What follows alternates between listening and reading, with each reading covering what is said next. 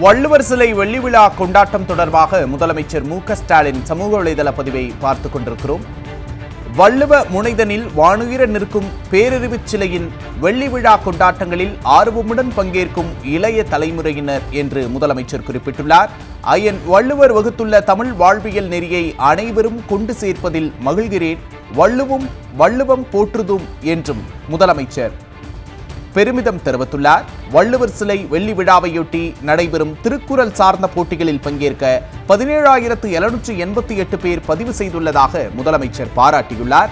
திருக்குறள் ஒப்புவித்தல், கட்டுரை, ஓவியம், குறும்படம் உள்ளிட்டவற்றில் பங்கேற்க அதிகளவிலான இளைஞர்கள் ஆர்வம் காட்டியுள்ளதாகவும் முதலமைச்சர் தெரிவித்துள்ளார்.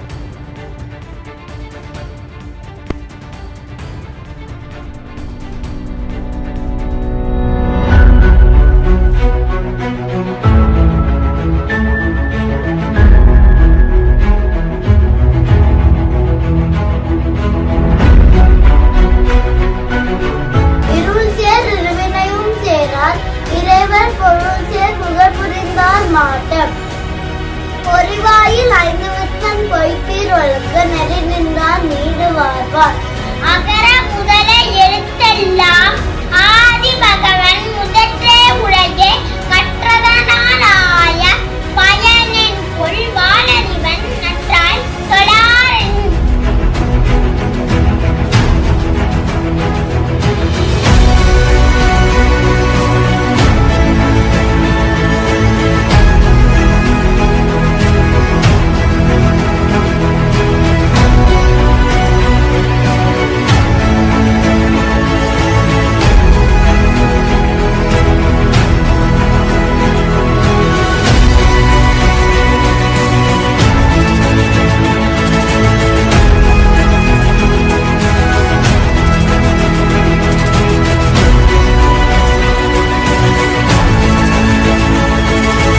வள்ளுவம் என்பது வாழ்வியல் நெறியா மாறணும்.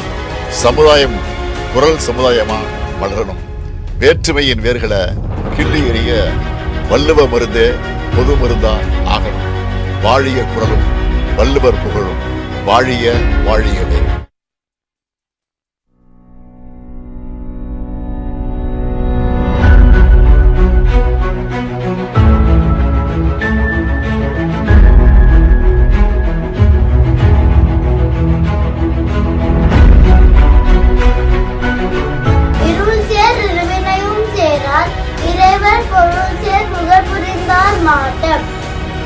பொறிவாயில் 5 வித்தன் பொய்ப்பீர் ஒழுக்க நெறி நின்றார் நீடு வாழ்வார்.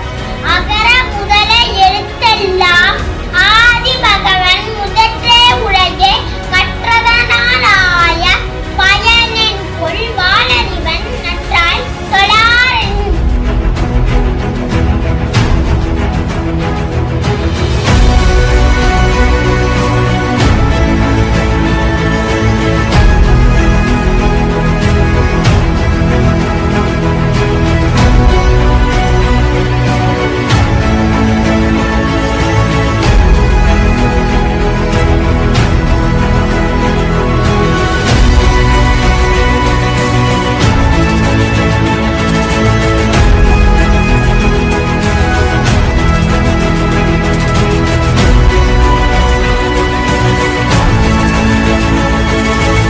வள்ளுவம் என்பது வாழ்வியல் நெறியா மாறணும்.